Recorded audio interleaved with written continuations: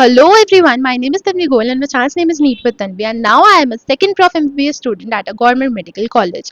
तो yes, मेरे first year के जो फाइनल एग्जाम्स है वो अब सक्सेसफुली ख़त्म हो चुके हैं। जो इतना सारा स्ट्रेस था एंड सब कुछ था वो अब सब खत्म हो चुका है। तो आज के वीडियो के अंदर मैं अपने फर्स्ट ईयर के प्रॉफ एग्जाम्स के बारे में ही डिस्कस करने वाली हूँ एंड जो स्ट्रेस एंड जितनी भी चीज़ें फेस करनी पड़ती है एक स्टूडेंट को उन चीज़ों के बारे में। आप एक नीट एस्पिरेंट हो, ठीक है, जो सोच रहा है कि भाई मेरे को नीट क्लियर करना है, एमबीबीएस में जाना है एंड वो अगर जानना चाहता है कि एक्चुअल में एमबीबीएस के एग्जाम्स कैसे साउंड करते हैं तो आप भी इस वीडियो को देख सकते हो। या फिर अगर इस साल आपका एमबीबीएस में एडमिशन हो रहा है तब भी आप इस वीडियो को देख सकते हो because see I have completed my first year, तो obviously you will learn something from it. Okay यार देखो, जब मैं भी एमबीबीएस में आई थी ना तो मुझे कुछ समझ आ नहीं रहा था कि अब चीज अब एमबीबीएस में आ तो गए हैं, ठीक है। ऐसा था कि भाई पहले हम ट्वेल्थ 10th 12th के लिए पढ़ रहे थे, ठीक है। सबसे पहले हम 10th में पढ़ रहे थे, किस लिए? ताकि हमें स्ट्रीम अच्छी मिले, जो स्ट्रीम हमें चाहिए वो स्ट्रीम हमें 11th 12th में मिले। 12th में हम इसलिए मेहनत कर रहे थे क्योंकि भैया फाइनल अब 12th बोर्ड्स के एग्जाम है, उसके बाद फिर हमारा साइमल्टेनियसली नीट भी है, ठीक है। तो उस टाइम पे ये मेहनत चल रही थी। फिर ड्रॉप ईयर के अंदर मेहनत चल रही थी कि भाई ड्रॉप ईयर में पढ़ना है, नीट क्लियर करना है। उसके बाद जब फाइनली नीट क्लियर हो गया तब एमबीबीएस में भी आ गए। बट जब हमारे फाइनल एमबीबीएस के एग्जाम्स आने वाले थे तो तब ये चल रहा था दिमाग में कि पता नहीं अब क्या होगा क्या होगा, क्योंकि देखो हमारे जैसे एमबीबीएस में क्या होता है, सबसे पहले आपके फर्स्ट टर्मिनल होते हैं, देन सेकंड टर्मिनल होते हैं, देन प्री प्रॉफ्स होते हैं एंड देन आपका फाइनल प्रॉफ यूनिवर्सिटी एग्जाम जो भी आप बोलना चाहो वो होता है। तो चलो फर्स्ट टर्मिनल हो गया, सेकंड टर्मिनल हो गया, प्री प्रॉफ हो गया। बट देखो अब यहाँ पे एक चीज़ ये है कि हाँ हमने 3 एग्जाम्स दे दिए तो अब हमें समझ में आ गया कि हाँ भाई पैटर्न क्या है, सब चीज़ें क्या है, वो सब हमें समझ में आ गई। बट स्टिल फाइनल एग्जाम्स तो फाइनल एग्जाम्स होते हैं ना यार। जो हमारी एंग्जाइटी होती है फाइनल एग्जाम्स के टाइम पे, भाई वो एंग्जाइटी होगी ही होगी, इर्रिस्पेक्टिव ऑफ कि आपने उससे पहले कितने भी पेपर दे दिए हैं। एंड जो दूसरी मेजर चीज़ उस टाइम पे होती है वो ये है कि यार हम प्रैक्टिकल तो दे दिए हमने 3 बार, पर अब फाइनल प्रैक्टिकल्स में एक्सटर्नल आएंगे। सो वी डोंट नो कि भाई क्या करना है क्या नहीं करना है, वी डोंट नो।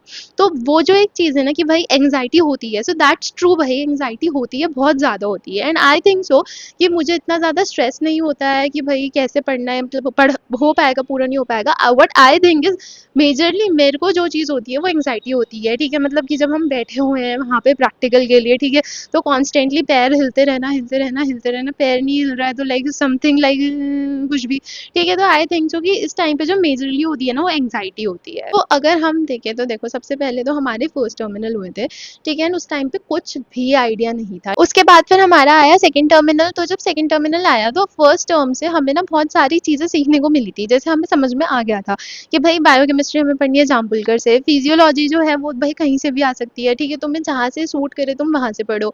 एनाटमी का हमें समझ में आ गया था कि anatomy is all about diagrams, ठीक है, तुमने बनाया है डायग्राम बनाया है, तुम्हें अच्छे मार्क्स मिल जाएंगे। अगर देखो पता क्या होता है कि ना यूजुअली ना पेपर छूटने का भी बहुत ज़्यादा रहता है, मेरे को तो ऐसा लगता है। क्या मतलब मेरी क्या स्ट्रैटेजी रहती है ना फिर टर्म 2 से अपने एनएट के पेपर के अंदर कि यार पेपर आता है लेंदी, अब मेरा पेपर पूरा हो ना हो, मुझे जो एक चीज़ करनी है वो ये करनी है कि हर एक क्वेश्चन में डायग्राम बनाना है और क्लिनिकल लिखना है। अगर मैंने हर एक क्वेश्चन में डायग्राम बना दिया, क्लिनिकल लिख दिया, तो मुझे ये है कि हाँ मेरा कोई भी क्वेश्चन छूटेगा नहीं, मेरा हर एक क्वेश्चन कवर हो गया। उसके बाद मेरे पास जितना टाइम बचेगा अपने टाइम के अकॉर्डिंग मैं हर एक क्वेश्चन में जितना भी मुझे रिटर्न कंटेंट है वो लिख दिया मैंने। बट मुझे ये इस चीज़ का सेटिस्फैक्शन है कि मेरा कोई भी क्वेश्चन छूटा नहीं है एंड हर एक क्वेश्चन के अंदर मैंने एक डायग्राम और क्लिनिकल कर दिया है। फिर आई हमारी प्री प्रॉफ की बारी। अब प्री प्रॉफ के टाइम पे क्या अलग चीज़ फेस करनी होती है कि जब तक टर्म होते हैं तब तक आपका हर एक सब्जेक्ट का एक एक थियोरी पेपर होता है, एक एक प्रैक्टिकल होता है। अब प्री प्रॉफ के टाइम पे प्रैक्टिकल तो अभी भी एक ही है, बट अब आपके हर एक सब्जेक्ट के दो दो पेपर होते हैं। एंड भाई सीरियसली प्री प्रॉफ जब थे ना मेरे को समझ नहीं आ रहा था कि हम इस पूरे हफ्ते में सर्वाइव करने कैसे वाले हैं, क्योंकि हमारा क्या था ना, हमारे continuous Monday to Saturday exam ही थे। आप पहले 10 से एक एग्जाम देके आओ, उसके बाद 1 बजे आप आए, आप खाओगे वाओगे, रेस्ट करने का तो टाइम ही नहीं है। लाइक आपको सीधा दूसरे पेपर के लिए पढ़ने बैठ जाना है। उसके बाद जब फाइनली हमारी प्रॉफ की डेट शीट आई, आई वॉज सो रिलीव्ड, क्योंकि प्रॉफ की डेट शीट के अंदर ना हमारी बीच में 2 छुट्टियां आ रही थी। थ्योरी एग्जाम्स के बीच में 2 छुट्टियां आ रही थी एंड थ्योरी एंड प्रैक्टिकल के बीच में भी 1 दिन का गैप था। सो आई वाज सो रिलीव कि भाई अब इतना ज़्यादा स्ट्रेस एंड भागम भाग ये सारी चीज़ें नहीं होने वाली है, ठीक है। एंड देखो प्री प्रॉफ के टाइम पे ये था ना कि पूरा सिलेबस जो है ना वो एक बार पढ़ लिया था। मतलब जितना भी चाहे अनाट में मतलब चारों की चारों बीडीसी जनरल भाई, फिजियोलॉजी में एवरीथिंग, बायोकेमिस्ट्री में एंटायर जाम बुलकर। तो मतलब हर एक चीज़ प्री प्रॉफ के टाइम पे सारा का सारा सिलेबस इतने अच्छे से पढ़ लिया था कि जब हमारे फाइनल एग्जाम्स आए तब ऐसा लग रहा था बुक खोल के कि भाई ये भी पढ़ रखा है, ये भी पढ़ रखा है, ये भी पढ़ रखा है। तो भाई मैं तुम लोगों को एक जो चीज़ सजेस्ट करूंगी ना वो ये, मतलब देखो हमें तो क्या कह रखा था कि हमारे जैसे फर्स्ट टर्म है और सेकंड टर्म है, तो फर्स्ट एंड सेकंड टर्मिनल में इट्स नॉट नेसेसरी कि मतलब आप पास हो फेल हो, मतलब उससे कुछ फ़र्क नहीं पड़ता है। आप पास हो गए वेल एंड गुड, अगर आप फेल भी हो जाते हो तब भी फर्स्ट एंड सेकंड टर्म में फ़र्क नहीं पड़ता है। बट हमें प्री प्रॉफ के टाइम पे ये कह रखा था कि प्री प्रॉफ में पास होना इज़ ज़रूरी, ठीक है? अगर आप प्री प्रॉफ में पास नहीं होते हो तो आपको प्रॉफ एग्ज़ाम्स देने नहीं देंगे।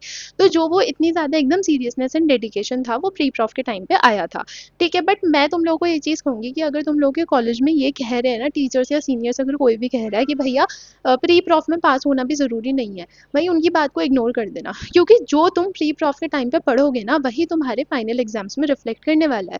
मैं तुम लोगों को सच में बता रही हूँ, प्री प्री प्रॉफ के टाइम पे मैंने अच्छे से पढ़ा था, ठीक है? मैंने सारा सिलेबस गो थ्रू करा था, मैंने कोई भी चीज़ छोड़ी नहीं थी। प्रॉफ के टाइम पे मुझे बहुत हेल्प मिली, ठीक है? मुझे हर एक चीज़ ऐसी लग रही थी कि ये पढ़ रखी है, पढ़ रखी है।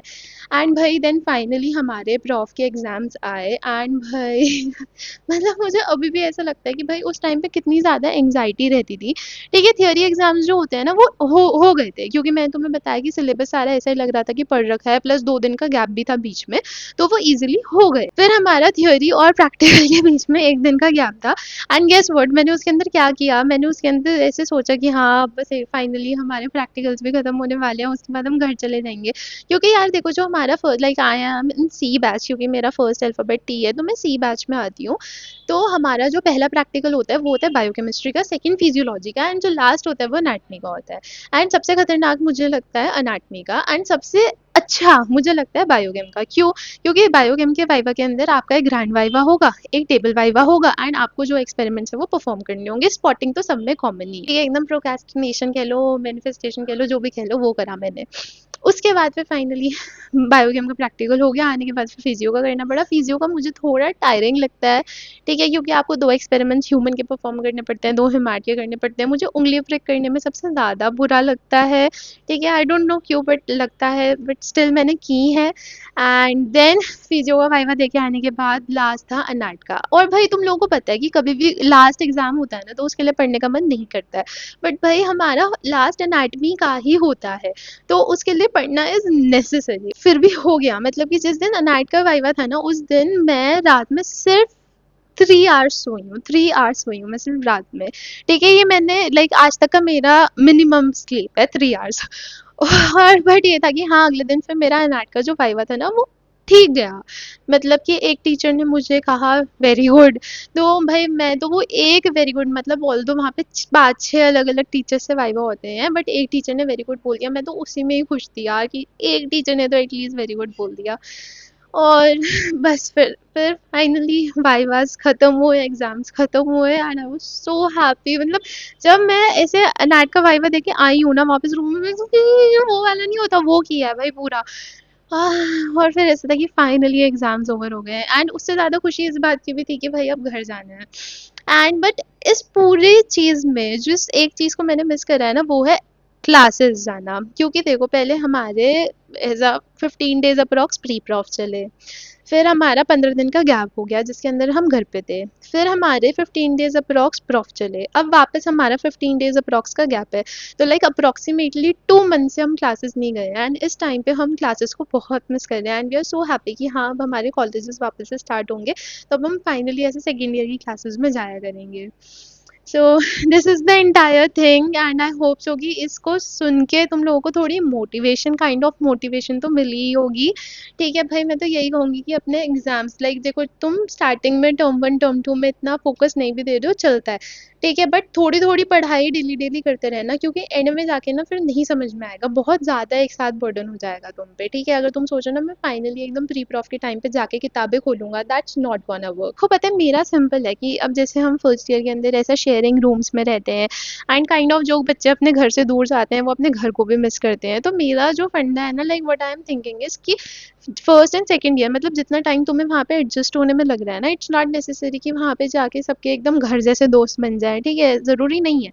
सो अकॉर्डिंग टू मी कि फर्स्ट एंड सेकंड ईयर में तुम पास अगर हो रहे हो, so that's also a big deal for you, ठीक है, क्योंकि एक तो कंप्लीट ट्रांजिशन हुआ है आपका स्कूल से कॉलेज में, ठीक है। सो इट्स नॉट नेसेसरी कि भैया आपके एमबीबीएस में 70% या 80% नंबर आए, 100% तो भूल ही जाओ, ठीक है, इट्स नॉट नेसेसरी, ठीक है। अगर तुम पास हो रहे हो ना, वेरी गुड, ठीक है, क्योंकि भाई देखो एमबीबीएस के एग्जाम्स में ज़रूरी नहीं है कि जो आपने एक्चुअल में थियोरी में बोला है, जो आपने प्रैक्टिकल में किया, आपको उसी के ही नंबर मिलेंगे।